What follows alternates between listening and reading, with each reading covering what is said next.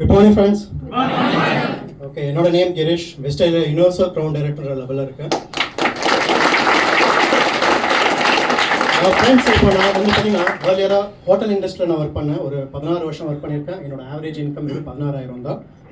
And அந்த இடத்துல ரொம்ப ஸ்ட்ரகிள் தான், ரொம்ப கஷ்டப்பட்டுருக்கேன். ஆனால் எந்த ஒரு பெனிஃபிட்ஸும் இல்லை, எந்த ஒரு சேவிங்ஸ் கிடையாது. வெஸ்டேஜ் ஆப்பர்ச்சுனிட்டி மூலிமா என்னோட ஃபர்ஸ்ட் மந்த் இன்கம் வெறும் 27 ரூபா. அண்ட் லாஸ்ட் மந்த் என்னோட ஹையஸ்ட் இன்கம் 4,67,000.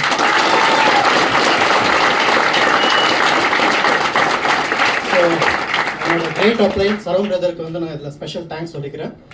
அண்ட் வெஸ்டேஜ் மூலயமா என்னோட ஃபர்ஸ்ட் அச்சீவ்மெண்ட், அதாவது கார் வந்து வாங்கியிருக்கேன். அதோட வேல்யூ வந்து 16 லட்சம்.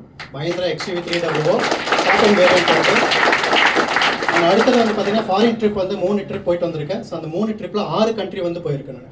ஸோ ஒன்று வந்து பார்த்தீங்கன்னா Thailand and Vietnam and Singapore and Switzerland.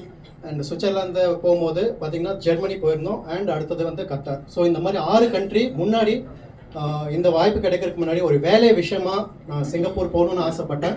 But இப்போ வெஸ்டேஜ் ஜாயின் பண்ணதுக்கு அப்புறமா நான் வந்து பார்த்தீங்கன்னா ஒரு டூரிஸ்டாக இப்போ வரக்கூடிய எல்லா ட்ரிப்லையுமே வந்து இந்த வெஸ்டேஜ் மூலியமாக நான் வந்து போக போகிறேன். என்னோட ஃபேமிலியை நான் கூப்பிட்டு போகிறேன். ஸோ இது வந்து வெஸ்டேஜ் அப்படின்ற ஒரு ஆப்பர்ச்சுனிட்டி மூலியமா மட்டும்தான் அப்படின்றது நான் தெளிவாக சொல்லிடுறேன்.